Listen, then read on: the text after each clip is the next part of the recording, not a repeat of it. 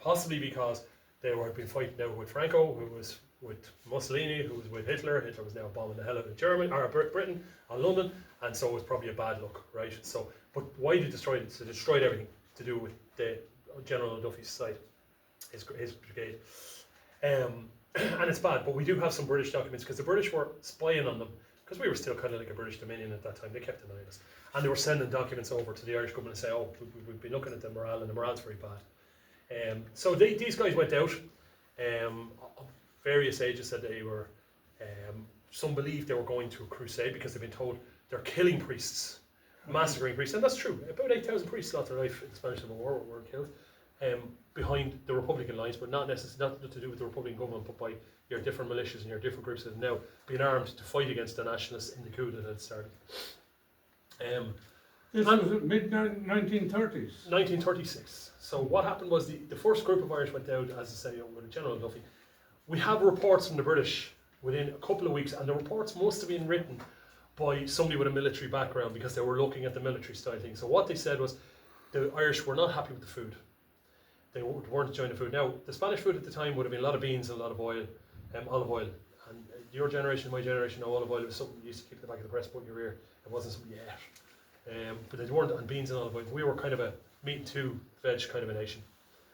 So they had, the food didn't agree with them.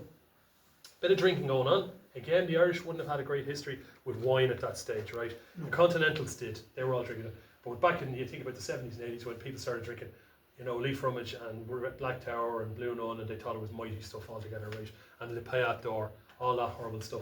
And now we'd be much more sophisticated.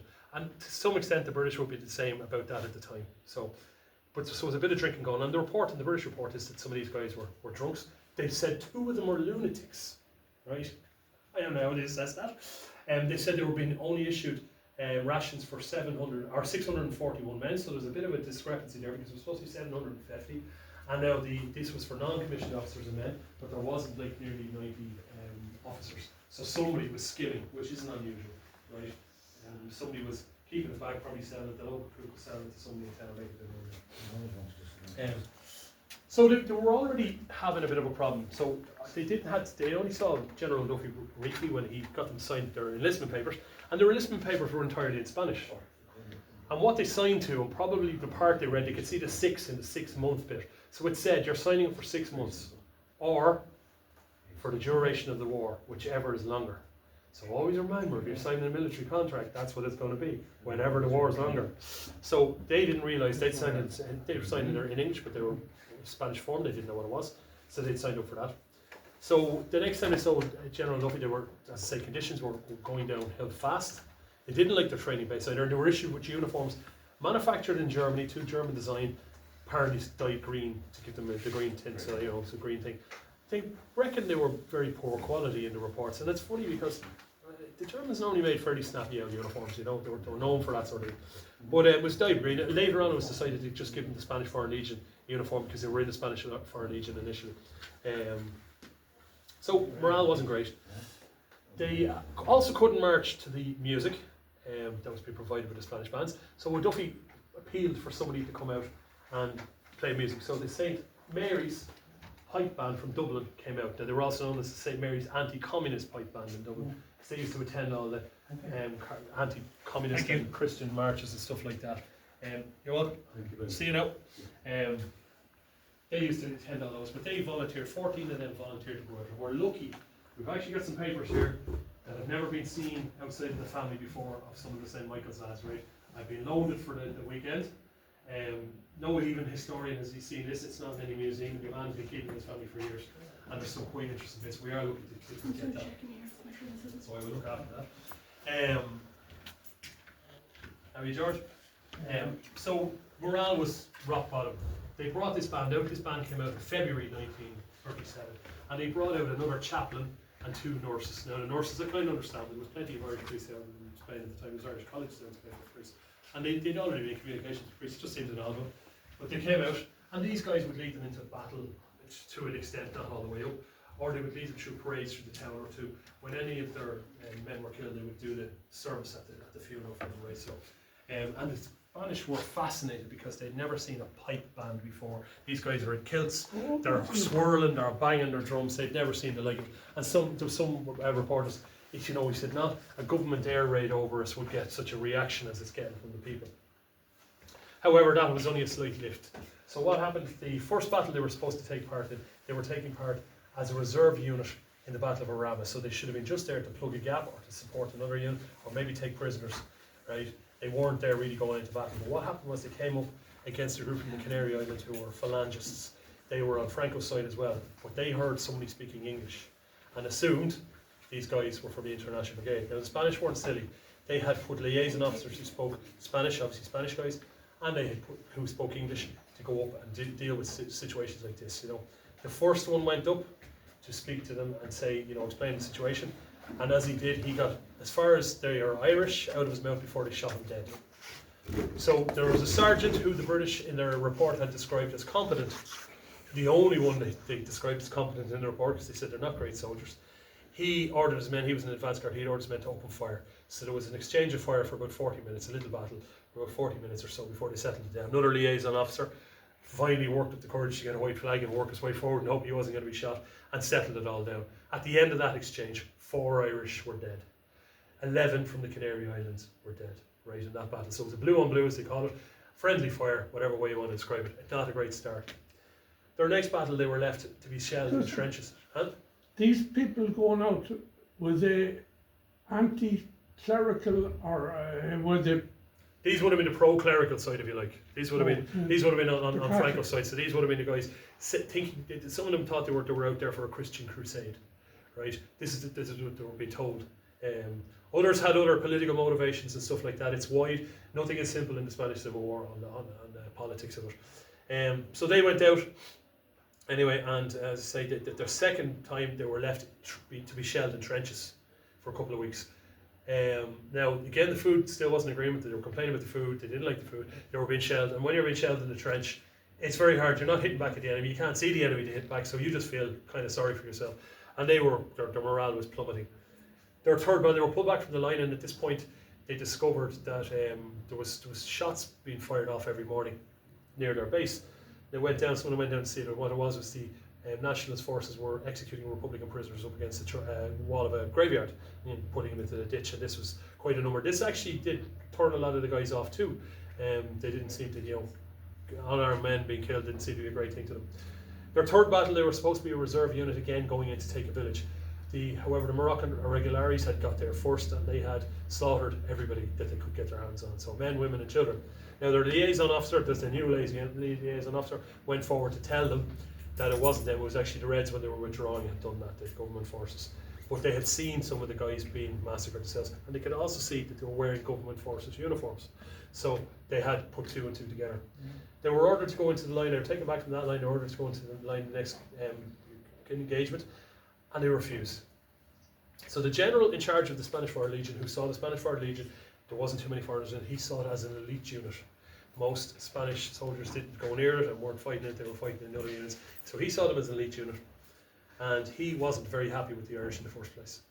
So he went to Franco about to see what to do. I think possibly with the view to maybe getting some mutineers put up before a court, and that wouldn't have ended well. But Franco said send them home. Franco had used them at that point. He had as much use as he was going to get out of them. And the reason really Franco wanted them was he had a situation where up to then Franco's allies were Mussolini and Hitler. A certain political ideology, and it didn't necessarily look great in the world, even though the ideology was maybe leaning a bit more towards that at the time. So, but to come from a Catholic country, supporting another Catholic country, it sounded, like this is a crusade. It's a just, war against the evil, godless Reds. Who were the Germans backing? Franco. So the Germans and Mussolini backed Franco. So that was the largest group that went out, right? The smallest, or the one individual went out, right, to fight on the other side. Was a fellow called Jack Prendergast. He was from Dublin. Jack Prendergast went out and joined the Basque National Army rather than join the International Brigades or any of the other militias. And he served with them until the end of the war. He raised to the rank of captain, and he was a prisoner briefly, but he was released. He died in tragic circumstances in Dublin in 1940. Possibly PTSD played a massive part in his tragedy. Then next we had 3 medical staff went out to Spain, all women, strangely enough, with the British Medical Aid Committee. So they went out. There was 2 nurses and a doctor. So both sides were getting medical aid committees, or people supplying them with ambulances or medical equipment. This is what happened. People would raise money. Ireland raised money through some of the groups there to send an ambulance to Franco. This is, people sent out ambulance drivers, doctors, nurses. And Ruth Ormsby was out in Spain. She's from Sligo. She had trained in Glasgow and then made her way to training college near London to train as a psychiatric nurse. She volunteered to go out to Spain with the British Medical Aid Committee. She would have seen terrible things. They had kind of created almost like MASH units that the Americans were later to adopt in the Korean War, in that they would get a hospital as close to the line as safe as possible and operate immediately, so the soldier didn't have to be dragged 20 or 30 miles. If he was injured, he could operate fairly quick. They also developed in Spain a whole set around blood transfusions, so they would have chilled ambulances following up to these medical units, these surgical units, to have blood on hand ready. Up to then, generally what happened was one soldier got injured and you drew it off another soldier or stuff like that. But in this case, they were able to start gathering it, banking it, categorising it, treating it and checking for diseases, and then getting it up to the front lines. Right, and they did some amazing work on that. But Ruth was actually off duty, so after all the things she'd been through and some of the medical staff were killed on the front lines, she was off duty and she was in Madrid when a fire broke out in the apartment block she was in. Now, some claim that the apartment block was locked downstairs to stop anybody going up and corrupting the morals of the women staying there, right? The landlady might have done that. Others say it was just the fire spread too fast. But she was on the 7th floor, herself and another nurse leapt from the floor, and Ruth died in the fall. The other nurse actually survived. So that's the one Irish female that was killed in Spain, one Irish woman.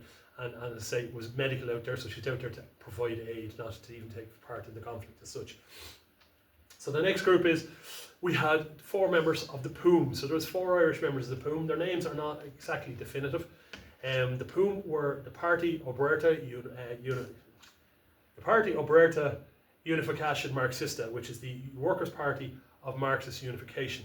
So these were communists, but they were communists of a different type of shade. They didn't get on with Stalinist communists, and they didn't get on with Trotskyist communists. Now the Stalinists would call them Trotskyists, the Trotskyists would call them Stalinists, but they did their own path.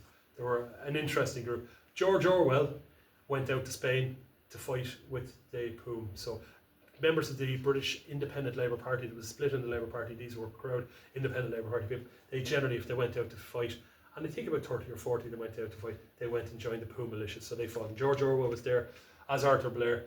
He ended up having to flee the country because the POOM became entangled in fighting with the CNT-FAI, the largest anarchist militia, against the government forces in kind of a civil war within a civil war in the Barcelona May days in 1937. He had to flee the country. They were suppressed. Their leaders were arrested and tortured, and some of them died in custody and stuff like that. Others died of neglect. One died of his appendix burst, and they didn't treat him. So there was four Irish men fought with that. The next group we have is the International Brigades. So the International Brigades, generally speaking, joined the British Battalion. The British Battalion was sponsored by the Communist Party of Britain, but only about 50% of its members were communists. And the Irish at first joined them, led under Frank Ryan. They were officered fairly well compared to a lot of international brigades, because their officers had been served in the First World War. Some of them had served in Ireland, and some of them had served in Palestine. So these guys had a little bit of war experience. However, there was an overall leader, McCarthy, the man in charge, was having a bit of a problem with some of the indiscipline of the Irish. So the Irish that went out to fight for Franco were generally from the pro-treaty side. So our own Civil War came into this. The guys who went out to fight against Franco for the international brigades were generally speaking from the anti-treaty side. A lot of them had been in the IRA or La Fina. Even up to the time they went out, they were in the Republican Congress, stuff like that. One or two of them were communists, but there wasn't too many communists in Ireland for all the Red Scares we were having here. 136 card-carrying members of the Communist Party in 1935 on the entire island of Ireland. Not a lot. I couldn't blame them for a whole pile now, in fairness. But there was a few of them went out as well. They joined the British Battalion, and say there was ill discipline. So the IRA guys would have known how to handle weapons to some extent. They'd know how to strip them. They knew how to shoot. A little bit about tactics. They didn't really do drill ground discipline. And worse still, when that discipline might be coming from a British officer who only a few years before they or some of their family had been fighting. So a British officer is going to join on the playground, the attention, all this and there, you can stick that. So there was an indiscipline problem. There was also a drinking problem. And in Spain, what happened was the water wasn't potable. The first Irishman that went to Spain as a teetotaler contracted typhus. The second Irishman that did that contracted typhus and died. Right, the water was not safe to drink, so you had to drink a bit of alcohol or mix it or boil it. And so when you come off a parade ground at night and you're after being drilling and somebody hands you a glass of wine, you're like, that's not bad. The Spanish guy will probably drink it and have a quick swig. We were there, like the Irish guy would be there, like, that's actually tasty.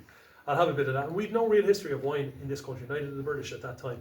Wine really kind of started coming into this country, and it was like the Piat d'Or and red, Blue Nun and Hock and all that sort of stuff in the 70s and 80s. 1950s. Yeah, 60s. It wasn't very sophisticated stuff. Let's put it that way.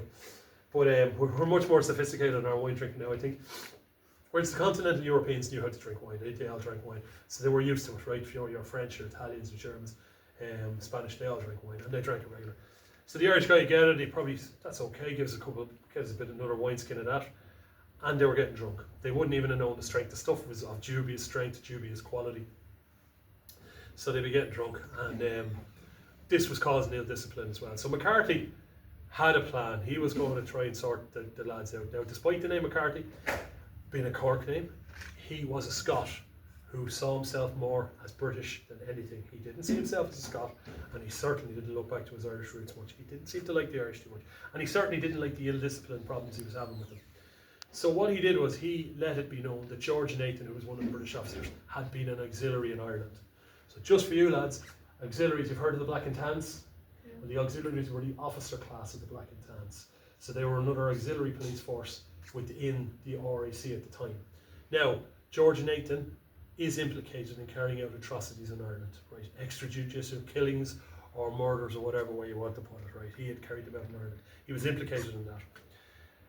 Other officers were named, but none, I don't think, rose the ire as much as George Nathan did, because he had killed a couple of councillors and stuff. So there was a meeting. What's coming out? So you had Irish on both sides. You had Irish on both sides. We fought on both sides. Yeah. Now, what made up the bulk? The bulk of where the bulk of 750 who fought for Franco on the nationalist side. Yeah, the nationalist side. Nationalist and side. the others were communist. Well, you see, mostly the Irish weren't communists. They were maybe left-wing Republicans, or they were Republicans. The British battalion itself was supposed to be sponsored by the Communist Party of Britain. It was only made up of 50% communists, right? There were officers. They used to kind of hire them in to get competent officers. So I said that was the thing about George Nathan. He might have carried out atrocities in Ireland or been named for that, but he was a competent officer, and that was the difference. When they held their meeting, they decided to split. So some of the Irish, there was a meeting about they shouldn't be there. Some of the Irish decided to go and join the Abraham Lincoln Brigade. The others stayed on, right? And what happened for McCarthy was he actually ended up getting the lads he wanted out didn't go. The people he saw as the most trouble stayed. So it didn't solve his problem at all. He was later shot, possibly accidentally, possibly deliberately, no one's 100% sure. It was a blighty wound, it was in the barracks and it was in his leg, so he was sent home.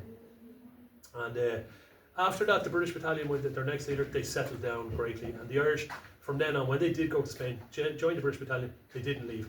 The ones who went to the Abraham Lincoln Brigade, the American battalion, possibly regretted it in some respects because, as I say, whereas the British battalion went out of their way to get competent officers, the Americans tended to promote officers based on their political ideology, right?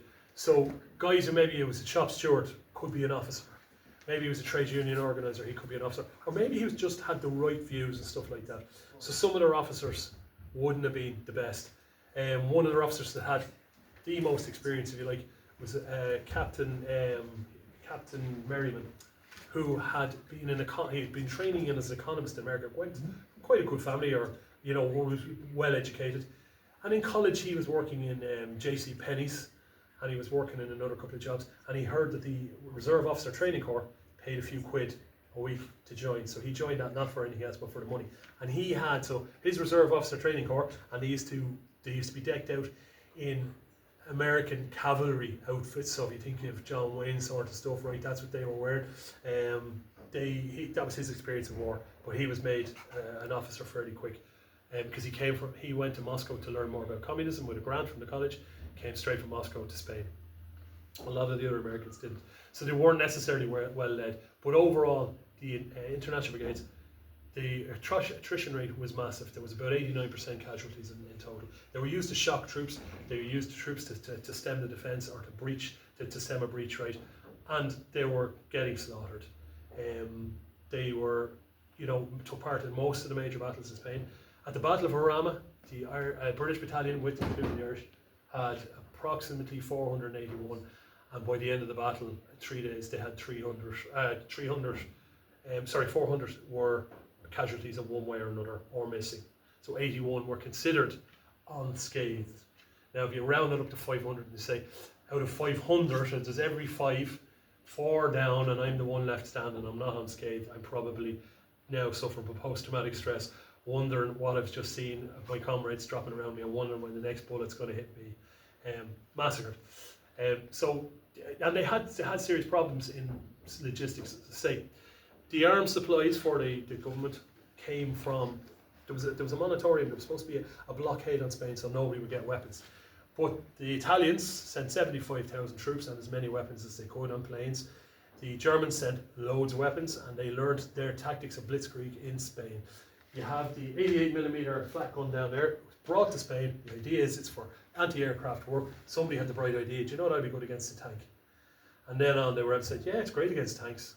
They learned, the Germans put their tanks up against the T-26 Russian tank. The Mark 1 Panzer couldn't match it. So they brought out the Mark 2 Panzer, that couldn't match it. They brought out the Mark 3 Panzer, that could match it. So they learned. And they took their lessons home. And what they did was the Germans rotated their troops. So the guys went out, got a bit of battle experience, learned some of the tactics, and they came home becoming instructors, and new guys went out. So by the time the Second World War came along, the Germans had learned a lot about warfare, whereas other nations had been peaceful for a while and hadn't. They learned about blitzkrieg. So whereas on the Spanish side, when they did get the tanks, they might send the tanks into that part of the battle, they might send the infantry into that part of the battle, not coordinated. The Germans learned to send the tanks in first, with the infantry close behind them, punch through the lines, and then burst it open. They took on the Chateau's planes that the Russians had sent. The first couple of German planes that took them on weren't successful, but the BE-109, Messerschmitt BE-109, was very successful at it. So they learned a lesson. They learned a lot of lessons about bombing, how to use it, everything else like that, going into an attack. And we have accounts from the like of Peter Kemp, who said, when we were going into attack, we would fear for the other side, because what they would do is they would shell it, they would send the planes in, we would see scores of planes coming over, we'd shell it again, then we'd go in, he said, we'd find the trenches sometimes abandoned, because they were after getting plastered so hard.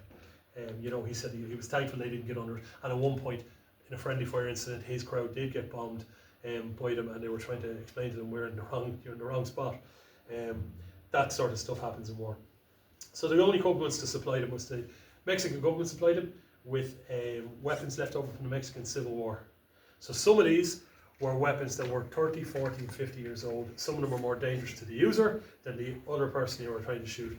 And you even had things turning up like the Winchester that cocked underneath it. You see John Wayne movies, that sort of thing. But the Spanish government was happy to get them, right? Because they were on the back foot. When the army started the coup and when they rebelled, they took about 3/4 of all the equipment with them, all the best equipment with them. And you had a situation where you might have an armory in a town, and they would raid the armory, and what they would find is there's 5,000 rifles there. Okay, where's the bolts? Oh, they're not in this armory, they're in the other armory. You go up to the other army, okay, have you 5,000 bolts here? Yes, we do. Okay, where's the ammunition? Oh, that's not in this armory, that's in the other armory.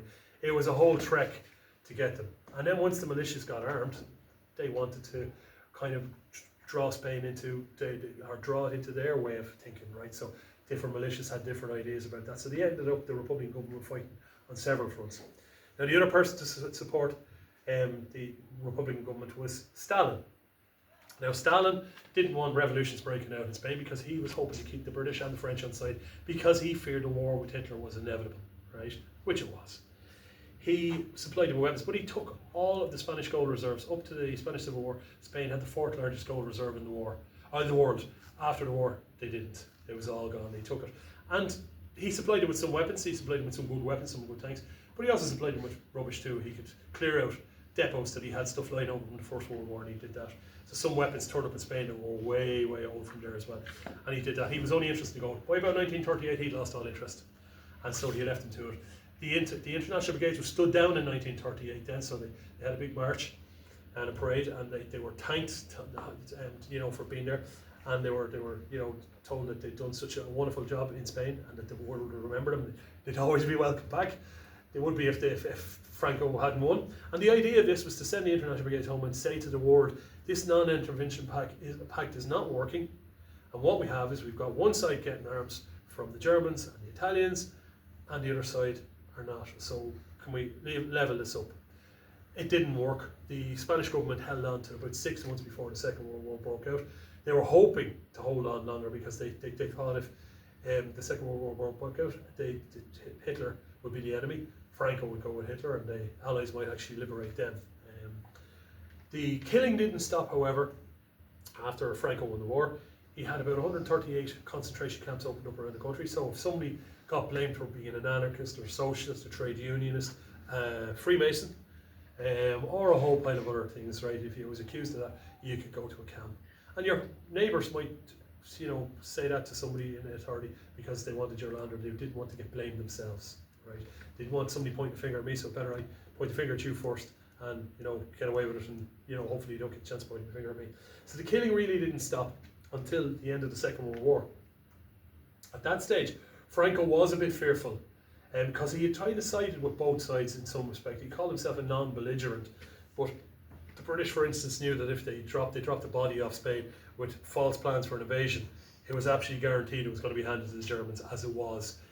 German intelligence had whole divisions working in Spain and gathering anything on the British. So their neutrality was a little bit different. All neutralities can be a bit skewed, but theirs certainly was. Until he realised the game was up. And so what he did at that point, he kind of, when the Americans had won, he kind of said, really it's all about being anti-communist, and those communists are a threat. So, if you want to put air bases here, and I'll help you in every way I can to defeat the communists. So he did. And the Americans built air bases there and put a lot of money into Spain. It took them, he ruled until 1974, before he died. Not a terribly interesting dictator in a lot of respects. He didn't really do a whole pile of bad things that some other dictators did. But he was very clever in the Machiavellian planning of stuff. And if you opposed him, you were in trouble. So even his own cousin, who had been his playmate as a child, went with the Republican forces, and he had him executed, and it didn't cost him a thought. The Germans sometimes were actually, when they were in Spain, were quite shocked at the things he would do or the orders he would give, and they were going, wow, he didn't even think about that, cold and calculating. But in his own house, apparently the wife wore the pants. So that's a little bit about the Spanish Civil War. And what about Irish the royalty? Didn't he support the royalty? He did later on, because what he saw was not King Alfonso, Juan Carlos. He wanted Juan Carlos as a sort of an apprentice to him, right? And he took him under his wing. He knew he was going to die, right, eventually. He was getting old. And what he actually hoped was that Juan Carlos would take over in that role, but in his way, right? But Juan Carlos, funny enough, actually rebelled against that.